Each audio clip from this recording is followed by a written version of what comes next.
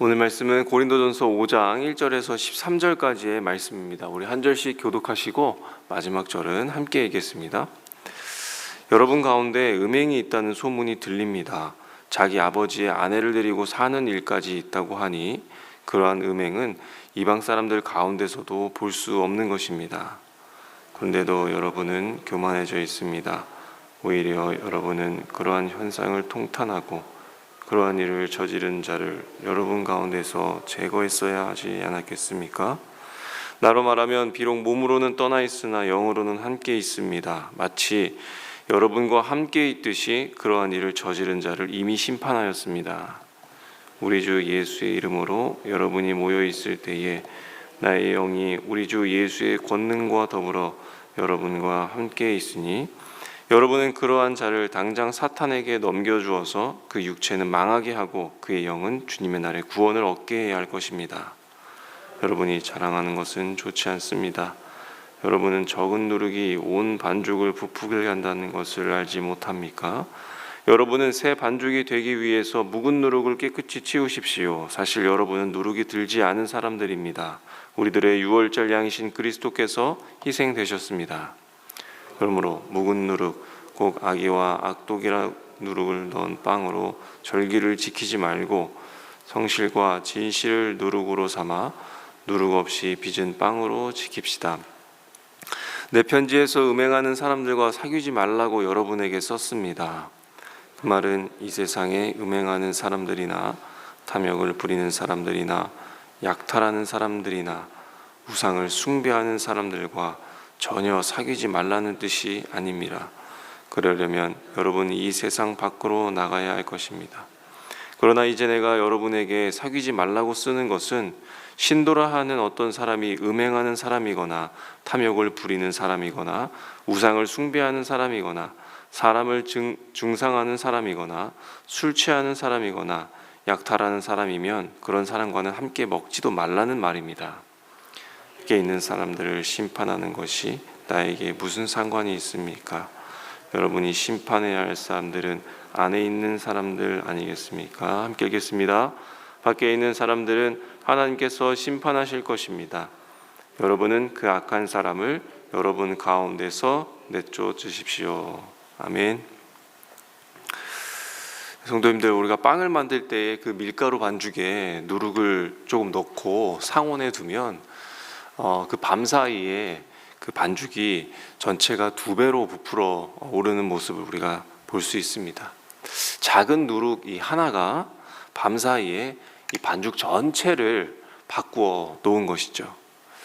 사도 바울은 바로 이 누룩의 이 이미지로 교회 안에 슬며시 자리 잡은 그 죄가 공동체 전체를 어떻게 변질시키는가라고 하는 것을 말하면서 이 고린도 교회의 죄를 고발하고 있습니다.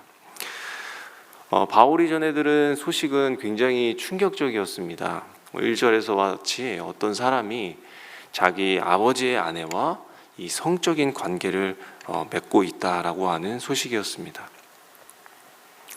여기서 이제 음행이라고 하는 게 포르네이아라고 해서요, 온갖 그 성적인 불법적인 일들을 저질렀다라고 하는 그 단어를 써서 당시에 그 유대 율법에 있어서는 물론이고 그 방종하기로 소문난 이 로마 사회조차도 금하던 일을 지금 이 고린도 교회의 한 성도가 이를 저질렀던 모양입니다. 그래서 바울은 이 이방인들도 하지 아니하는 이 일을 저질렀다. 세상도 고개를 젓는 일이 이 하나님의 교회 안에서 벌어졌다라고 그렇게 이야기하고 있습니다. 그런데 더 놀라운 것은 바로 이 교회의 반응이었다라고 보고 있는데요. 하나님 앞에서 이 죄를 가진 자를 함께 그 죄를 보며 통회하며 또 무릎을 꿇으며 하나님 앞에 나아가야 할 그 자리에서 오히려 무엇이라고 표현하고 있습니까? 교만해졌다라고 그렇게 보고 있습니다. 이 교만하다라고 하는 것을 또 직역해 보니까 바람을 넣어서 부풀린다라고 하는 그런 뜻이었습니다. 마치 이 서두에 말씀드렸던 그 누룩처럼, 이 누룩으로 부풀어 오른 반죽처럼 이 고린도 교회가 죄를 품은 채 뻔뻔하게 부풀어 있는 그 교회의 모습을 바울이 고발하는 것입니다. 그러니까 죄 자체도 너무나도 심각한 일인데 교회가 그 죄 앞에서 전혀 슬퍼하지 않았다라고 하는 것. 바로 이 죄에 대한 이 무감각함을 바울은 너무 슬퍼하였고 참을 수 없었던 것입니다.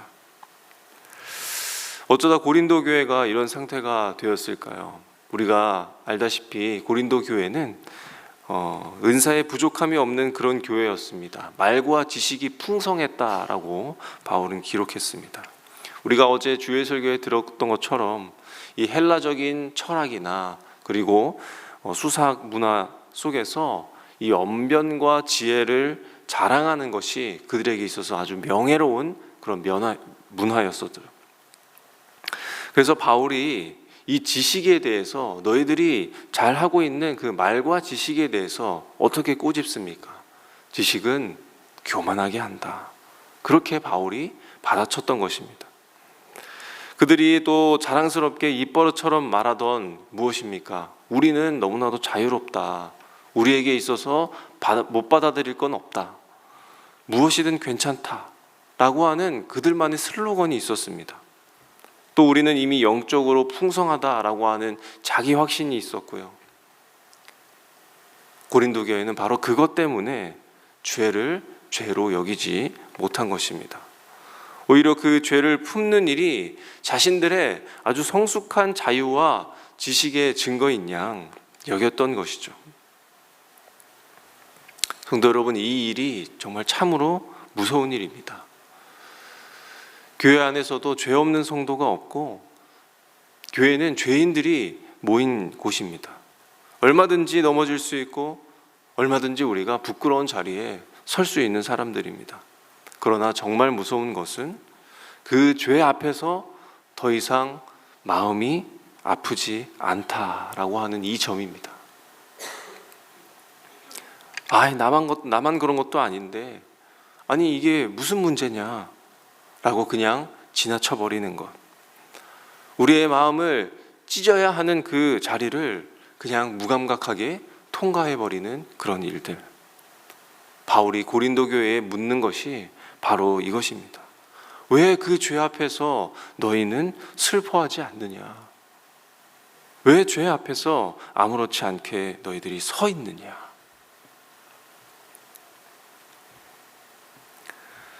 교회는 어떤 모습이어야 하겠습니까? 죄인을 향하여 돌을 드는 그런 것도 아니고 그들을 정죄하는 것도 아닙니다.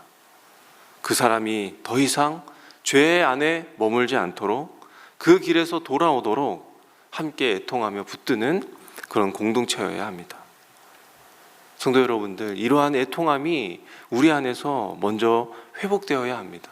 가정 안에서도 그렇고 목장 안에서도 그렇고 다시 하나님 앞에 함께 통회하는 마음으로 무릎 꿇는 마음이 살아나야 합니다.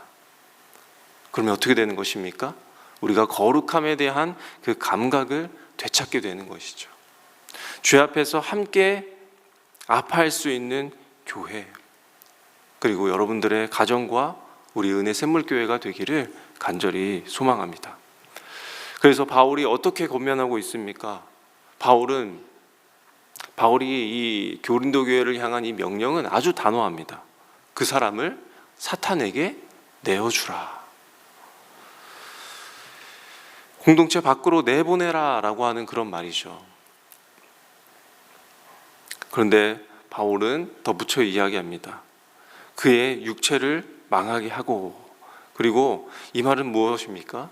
죄에 깃든, 죄에 길든 우리의 옛 본성이 깨어지도록 이 죄의 결과를 정직하게 직면하게 하라라고 하는 그 말입니다. 그러니까 이 바울의 이 말을 속에서 이 냉철함의, 냉정함의 이 목적은 무엇입니까? 그를 죽이는 것이 아니라 바로 살리게 하려고 하는 그런 목적이 있다라고 하는 것입니다. 영은 주님의 날에 구원을 얻게 하려 합니다. 살리려는 것이죠. 이 영혼을 향한 회복을 위한 것입니다. 그리고 13절에 이 권징은 바울 혼자 내리는 것이 아니고 어떤 개인이 혼자가 감당하는 것이 아니라 무엇이라고 봅니까? 이 약한 사람을 여러분 가운데서 내쫓으라. 여러분 가운데서 내쫓으라. 교회 공동체 전체에게 명하고 있는 것이죠. 그리고 교회 밖 세상 사람들에 대해서는 하나님이 판단하실 일이지만 교회 가족 안의 일은 우리가 함께 책임지는 것이다 라고 그렇게 바울이 이야기하고 있습니다. 어떤 기독교 언론에서 이 교회의 건징이 너무나도 많이 사라져버렸다라고 하는 그런 보도를 본 적이 있습니다. 그리고 이에 대해서 건징이 반드시 필요한 이유를 3가지로 짚었는데, 첫 번째는 교회의 순수성을 보존하기 위해서, 두 번째는 이 죄의 전염을 막기 위해서, 그리고 세 번째는 당사자가 수치를 돌아보고 회개에 이르도록 하기 위해서라고 그렇게 적어두었습니다. 또한 기독교 강요를 제작한 우리 칼빈 선생님도 이렇게 이야기했습니다. 교회의 교리가 교회의 생명이라면 이 권징은 그 교리를 살아있게 붙드는 힘줄이다 라고 그렇게 표현했습니다. 그리고 이 권징을 없애려고 하는 자는 교회를 황폐화시키려고 하는 것이나 다름없는 사람들이다 라고 그렇게까지 이야기합니다. 권징은 무엇입니까? 이 비진리를 제거하고 또 선한 사람들을 보호하며 죄인을 끝까지 붙들어서 그리스도께 돌아오게 하는 그것이 바로 권징이다 라고 이야기하고 있는 것이죠. 그래서 다시 한번 교회는 무엇입니까? 세상을 향해서 손가락질하는 것도 아니고 자기 자신의 가족의 그리고 성도의 죄를 덮어주는 것도 아닙니다.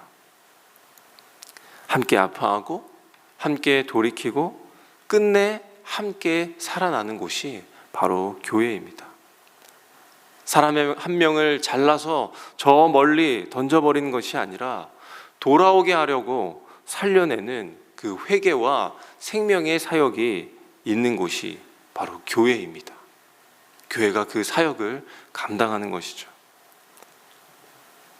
죄가 성도를 삼키도록 내버려 두지 않고 다시 주님께 돌아오게 하는 이 사랑의 권징. 이 권징 역시 우리 은혜샘물교회 안에서 넘쳐날 수 있도록 또 거룩한 경계를 함께 세워나가는 저와 여러분들이 되시기를 바랍니다. 그렇다면 이 거룩을 향해 나아갈 힘은 도대체 어디서 오는 것일까요? 바울은 그렇게 얘기합니다. 묵은 누룩을 깨끗이 치워라. 여기서 치우라라고 하는 말은 그냥 쓰레기통에다가 이렇게 버리는 정도가 아니라 철저히 샅샅이 다 찾아서 쓸어내라라고 하는 이 정화가 되는 그 의미로서의 명령입니다. 그런데 바울이 명령 앞에 먼저 하는 말이 있죠. 너희는 원래 누룩이 없는 사람이다. 그리고 우리의 유월절 양이신 그리스도께서 희생되셨다라고 그렇게 이야기합니다. 그러니까 먼저는 무엇입니까? 우리가 이미 예수 그리스도를 통해서 새롭게 된 사람들이다라고 하는 그 말을 전하고 있는 것입니다. 이미 그리스도의 피로 구별된 사람들, 이미 하나님께 속한 백성이라는 것이죠. 그러므로 이제 그 신분에 맞게 묵은 누룩을 내버리라라고 하는 것입니다. 복음이 그렇습니다. 거룩하게 살아야 하나님이 우리를 받아주시는 것이 아니라 그리스도 안에서 우리를 먼저 받아주셨기 때문에 우리가 이제 거룩을 향해 나아갈 수 있게 되었다라고 하는 이 사실을 전하고 있는 것이죠. 성도 여러분, 거룩이란 무엇입니까? 죄가 하나도 없는 완벽한 사람이 되는 것이 아닙니다.